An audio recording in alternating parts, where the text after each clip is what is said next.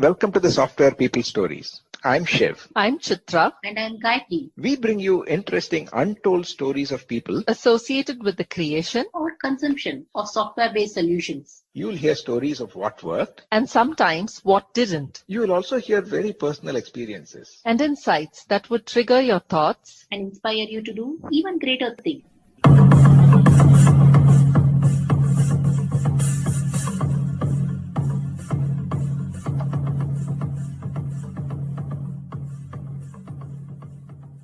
Before we jump into today's conversation, a special thanks to PM Power Consulting for encouraging and supporting this show right from the start.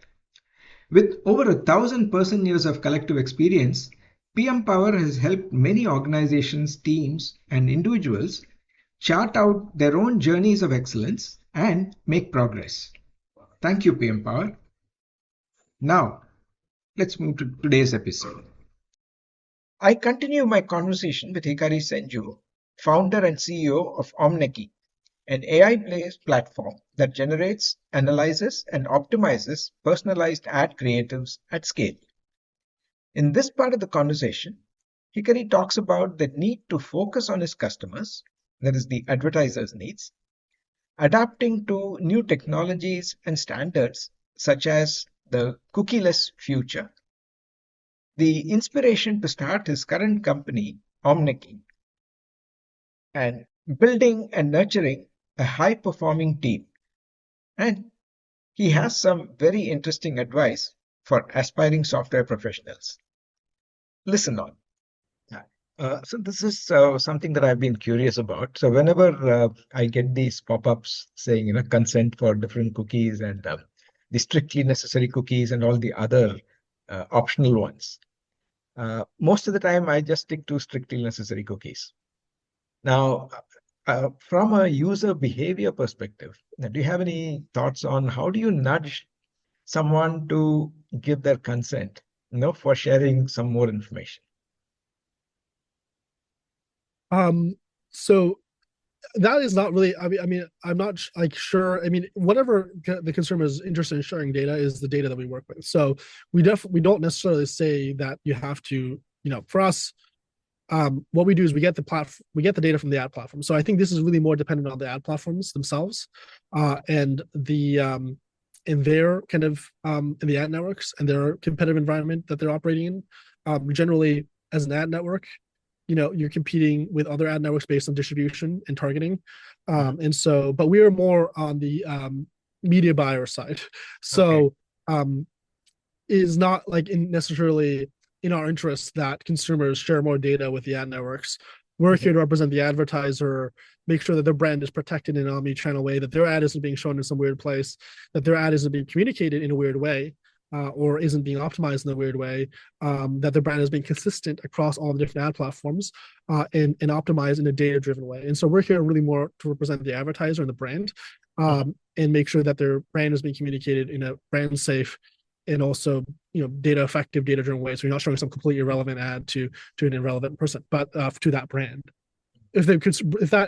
What consumers choose to share on a web browser is not as necessarily directly applicable to our business. Okay. Then would this thought or trend towards cookieless impact any of your algorithms? Which means that advertisers get that much information, right? Yeah, it's a great question. You look at the kind of the stock price, stock prices on these companies, Criteo, et cetera, that make money from the targeting of with cookies. And kind of also Google's fluctuation between they're going to remove cookies and they're not going to remove cookies and they're going to remove cookies, and it's actually they recently rolled back and said they're not going to remove cookies. So it's cookies are important in web. That said, a lot of traffic in advertising is done on mobile and on streaming and on not necessarily directly just on the open web. And for many of the in many different markets, the open web doesn't even really exist that much, and a lot of it is actually within these walled gardens, the internet experience. And so, it is a market, it is an advertising market. I wouldn't say it's necessarily the fastest growing advertising market, or increasingly maybe might not even be the biggest advertising market. It does seem to be largely dominated by Google, and maybe Trade Desk or a couple of other of these ad networks. But yeah, I mean, what people choose to accept cookies or not, again, most of our advertising today is done on social platforms, so it doesn't really impact us. Okay. Interesting. Now, moving on a little bit on Omneky. What was the inspiration for Omneky, and then is there a story behind the name and the mascot that you have? Yeah, absolutely. So my dad's an artist, and so when I saw the early generative AI models at MIT, a demo of the early generative AI models at MIT, I got really blown away because it was generating artwork. And 2014, seeing an AI generate art was just mind-blowing. It was like, wow, like I thought AI was supposed to automate like the mundane jobs, not the creative jobs, but it really seemed like, especially given the trajectory of that technology and seeing how fast it was evolving, and also just kind of having an intuition of Moore's law, having grown up kind of surrounded by technology and seeing the exponential rate in which technology improves.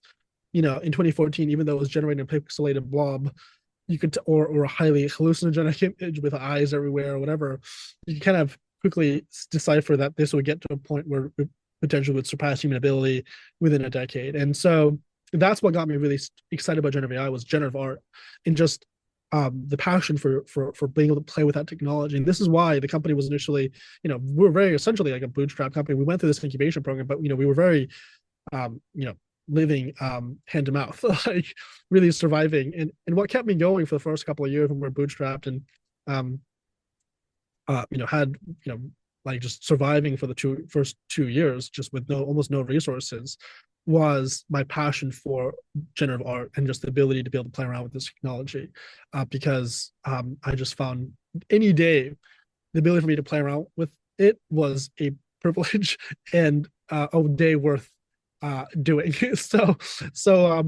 it actually almost like Omneky actually wasn't even like, yes, there was a vision for building a massive platform, but it wasn't necessarily to make money or anything. I mean, it is a corporation to make money and achieve scale. And we have this vision and this mission of democratizing growth and empowering any business in the world to connect with the consumers in a personalized way.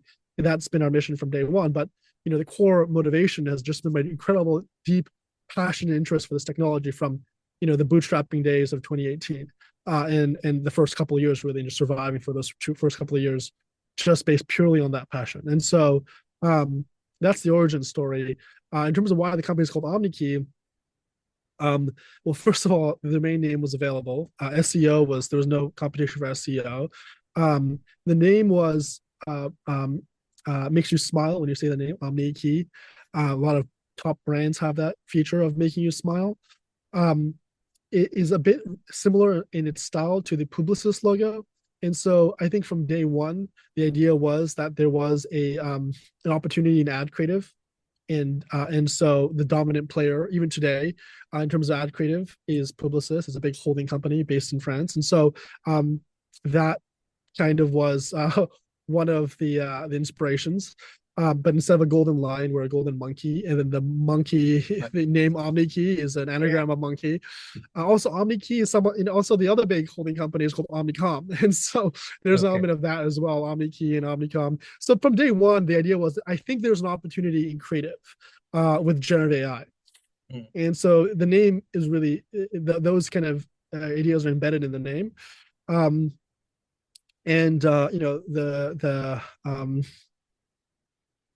we're also Omneky because we're an omni-channel platform. So the idea was not, that we're not going to just be a Meta app or Facebook app, but let businesses enable businesses to advertise on any advertising platform and manage their brands and kind of transfer insights across platforms. And so that was a core part of the idea embedded in the name as well, Omneky. And then why a monkey? Well, I think it's because a lot of marketing apps have this kind of marketing image, monkey imagery. MailChimp, you have Survey Monkey, SurveyMonkey. Yeah.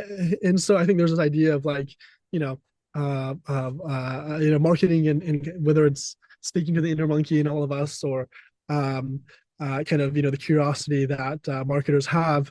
I think there's that component as well. Yeah, very interesting. You mentioned that the initial stages was kind of hand to mouth and stuff like that, right? Now, as an entrepreneur, it's not only the technology, it's not only the getting the funding and so on. It's also about keeping the team. You did mention about being a leader during your school days and college days. Now, how were you able to keep the team inspired and together during the initial days? It's a really great question, and I think I was watching the kind of Michael Jordan Netflix series recently, and it took a while for Michael Jordan was very clearly a start from day one, but it took them many years for them to build the perfect team that won the world championships and then just dominated. And I think the part of building a company, the biggest and most important part of building a company is you're building the team. And the brand and the product, but before you have a brand and before you have a product, you're building the team, and so building the perfect team is a work in progress, and you're constantly you definitely need to make sure that you're surrounding yourself with the best people who are aligned on the vision and aligned on the mission and working and have it like just next level of kind of intuition and communication with each other, because it's a competitive world, and teamwork is is the difference between your success and failure. So you need to keep the key players incentivized and motivated and working with you, as well as you constantly need to be searching for ways of bringing on the additional team member that could be a game changer, and building that dream team, kind of like the Michael Jordan situation. And so it is a work in progress. It's not like you have one team and that's the team from day one, and that's the team that you scale with. Michael Jordan had one team when he was starting, and then he had a dream team. Some of the members of the days he started with, like a Scottie Pippen was, with him put throughout, and then other members were not. And so, building company is building this team, and it is, it is both a balance of keeping, key players motivated throughout it, as well as bringing on additional members of the team that can help you win, the global competition for that is, building an internet company. Yeah. So if one wants to join Team Omneky, what qualities would you be looking for? Well, we're really looking for three key things. One is high integrity. So you need to be, a person who is honest and has integrity, because without integrity, nothing else matters. You definitely cannot operate in a team without having integrity, because a team is based on trust, and if you cannot trust somebody, then you can't really depend on them, and if you can't depend on them, then that's not you can't have them playing that role. So high integrity is very key, and you just trust a reliable person. Two is high curiosity. Like, are you a curious person? Are you always interested in learning things? Because a lot of startups is figuring things out on your own, not just waiting around and being told what to do, because a startup cannot survive with everybody has to be an entrepreneur to some extent. You have to always be, everyone's kind of solving their own problem, and it's the accumulation of everyone trying to solve the problem that creates this company. And so you need to be a highly intelligent, a highly curious person who is interested in solving problems themselves, and kind of always seeking additional information, because you need that, and especially at a startup. Maybe not at a big company, but definitely at a startup. And then the third is high energy. Like, are you a person that can work late hours? That if there's a bug, on even like during break or on weekends, that you can come and fix the bug, because a customer is in pain because the product there's a bug in the product, or it's late night. Are you a high energy person that can kind of just persevere through the fundamental, not even the the pain of of a startup, but also just the physical pain that like maybe you've been working for many late hours, many days, and there's physical pain associated with that, and you can kind of like have the energy to kind of pull through and push through those moments. That so you need to be a high energy person. You need to have energy so that in the next sales call you show up with 120% energy, even though the last 10 sales calls were rejection. You have to show up to that next sales call with 120% energy to close that deal, because if you show up to that sales call with less than 100%, you may not close that deal. And so whether it's an engineer that just shipped a product and they're happy, but now they have to go ship that next product or fix that bug, and then they pull the late night to do that, and now they have to go ship this next thing or fix this other bug. You just need this relentless energy and emotional energy too to keep fighting. And so the third most important skill, or the more important trait, I think, is high energy. So high integrity, high intelligence or high curiosity, and high energy. Those are the three things we look for. Yeah, looks very simple. And I guess this will apply to anybody. But a little more specific, I would like your career tips for two segments of people. Those who are considering a career in IT, because there's a lot of confusion. People think with all the advances in technology, particularly AI, and now you're talking about agentic, low code, no code, all that. Is there a future for people in IT? The second segment is people who've been in the industry for a while, probably going through a mid-career crisis to decide, am I really creating an impact, or should I become more technical, or should I get into a managerial role and stuff like that? So what would be some tips from you?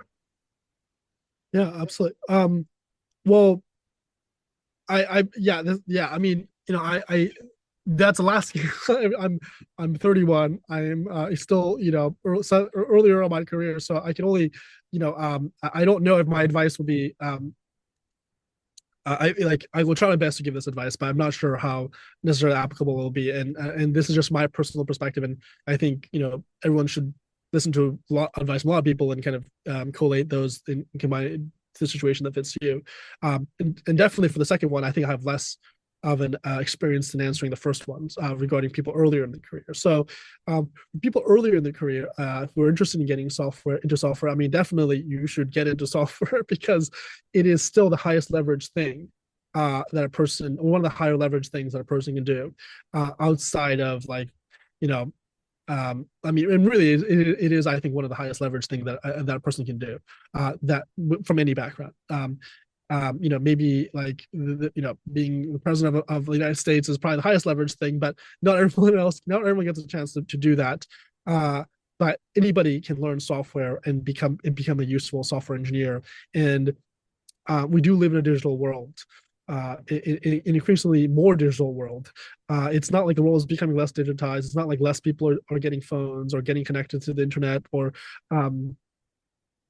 interacting with software. So there's going to be an ever-expanding market for the digital economy and software. And so I don't think technology or getting, again, software will change. What it means to be a software engineer will change because you'll be using AI agents and you'll be using AI to help empower yourself to create more content, to create more code, to create more, do better work. But the importance of being a builder, being a creative person in digital technology that gives you infinite scale and creates useful tools for people will not change. And so, whether it's like some mixture of AI and software today, maybe it's not pure software, but some combination of AI and software, definitely, I think I would still suggest even if you end up not having a career in that, like just knowing that will be so useful because it also teaches you how to think. I think when you're, learning to be a programmer, you have to build a mental conception of the entire product from end to end. And when there's a bug, you have to like run that simulation in your brain. And that actually like forces you to, that makes you a smarter person and trains your brain to like think of complex systems and think of the world in terms of complex systems. And I think that is a good thing for your brain as well. So I think it makes you a better thinker. I think it makes you more intelligent. I think it's a very useful and skill to have and a very useful knowledge to have. And so, I would suggest, yeah, like anybody who wants to learn or thinking of becoming learning software, definitely highly suggest it. And I would, though maybe it's, that it has a flavor of AI or more of a flavor of AI than just pure, like, writing instructions to a CPU. But really more now kind of how do you program with AI? How do you think in terms of maybe learn a little bit of statistics too, because we live more in a big data world, in a world of understanding patterns and creating content based on patterns than it is necessarily just pure instructions. So that, and then in terms of the person having the midlife crisis or mid career, I actually I think lots, as an entrepreneur, I can say that great entrepreneurs come in all ages. Sam Walton started Walmart when he was 50s. I think the founder of ServiceNow started the ServiceNow when he was 42.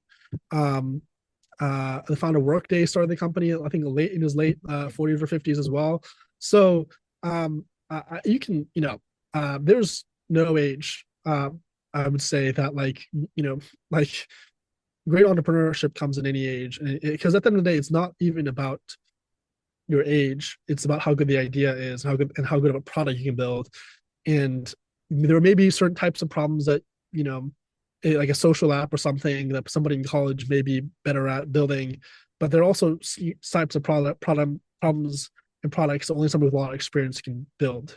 And so, for that person mid-career, late career, thinking of being an entrepreneur, at least, I would definitely say, figure out where your edge is, know what area of domain experience you've developed over your career, and what gives you a unnatural and unfair edge in terms of your competition, in terms of giving unique insight about a problem and solving that problem. And then just, in some ways, also being late career is good, because maybe you're an empty nester now and you have money and you have time, and you can, and also you don't have kids you have to worry about, and you can now actually kind of YOLO it, because there are fewer responsibilities you have, especially as you enter your 50s and 60s, and so and your kids have left college and such, and they're now kind of supporting themselves. And so I would say, at least in terms of entrepreneurship, there doesn't really seem to be an age like an age gap or like a bias for, like, I think good entrepreneurs come in from, and I think we've seen just through history that, like, from any age, it's really more about how good of a team can you build, how good of an idea you have, and how good of a product you can build ultimately. Yeah, that's encouraging. But let me ask the question a little differently, particularly since you've been a serial entrepreneur already. The two things. One is, how do you get comfortable to give up something that you've built? Probably there is an emotional attachment. And how do you get the courage to jump into something new where you don't know how successful it's going to be? Well, if it's a question of taking risks, I mean, you have to be taking risks all your life, right? I mean, you have to go all in on your gut and your gut instinct, and ultimately you have to believe in yourself. And so the question is, what is your gut telling you? And you just have to kind of trust your gut. I would definitely not suggest giving up. I think the only difference between winners and losers are the winners never gave up. And you look at any winner, and most winners at least, and almost all of them have a string of being a loser for a certain period of time, at least until they won. Because, I mean, everyone starts off as a loser, because no one is like, a maestro from day one. I mean, they have to learn these skills, and learning is just a messy process.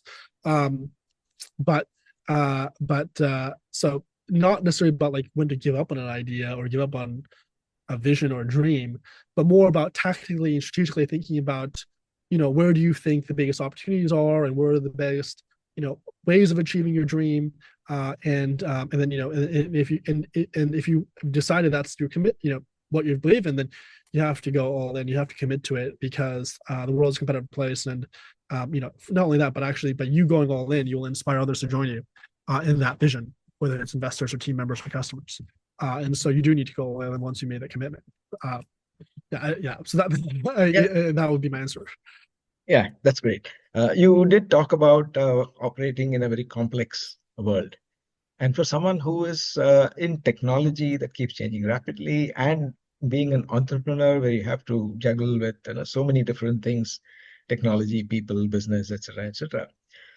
Do you have any personal practices to stay grounded?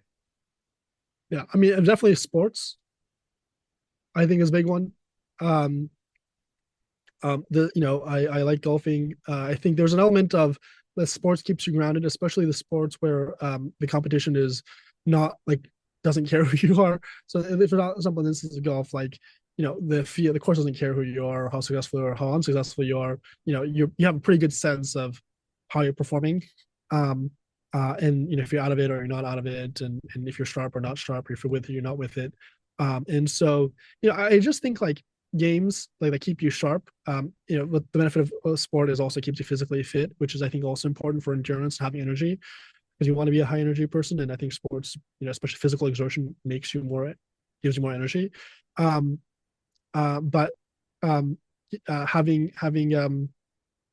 like some kind of competitive thing that keeps you grounded, so you just know you're doing a good job. I mean, some people, I've heard, I was listening to Elon's podcast and he was saying like, he likes playing video games and that helps him kind of stay sharp. And so maybe that, I think it depends. He does, competes against, any random person, and I'm sure they don't really care that they're playing with Elon. They just want to beat him. And that, I guess, is also a way of staying grounded. So yeah, competitive sports, things like this, I think competitive games, one way of staying grounded. I think the other way is just surround yourself with people that can be honest with you and have your best interest, and can provide you good, honest feedback, and help you kind of see parts, the blind sides and the parts of your back that you can't see. And I think especially as as an entrepreneur, it's kind of lonely. It's kind of insulated. You're kind of in an insulated position. A lot of people believe in you because they believe in your vision. So they believe in you, so they don't necessarily know what parts of you is good and what parts of you, might be bad, but actually good in the context of being an entrepreneur. So like you end up kind of being in this somewhat isolated bubble. So people who can kind of give you feedback and have the best interests, I think, and surrounding yourself with those people, I think is also key. Yeah, wonderful. To kind of close this conversation as we're nearing the end of time, on a lighter note, I've heard that 50% of all marketing spends are a waste, but nobody knows which 50%. Exactly.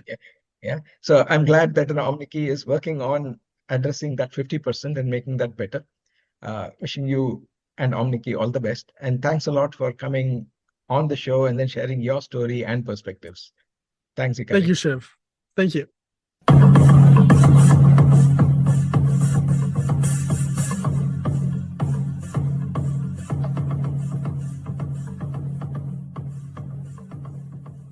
We thank Siddharth for the music and Anita for promoting the Software People stories. If you like this episode, Please subscribe on your favorite podcast client. And spread the word in your network. if you'd like to share your story, Contact us at podcasts@pm-powerconsulting.com.